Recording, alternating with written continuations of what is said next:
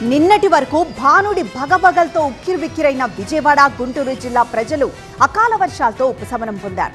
మహబూబ్నగర్ జిల్లా కేంద్రం జడ్చర్లలో అకస్మాత్తుగా ఈదురుగాలులు ఉరుములతో కూడిన వాన కురిసింది.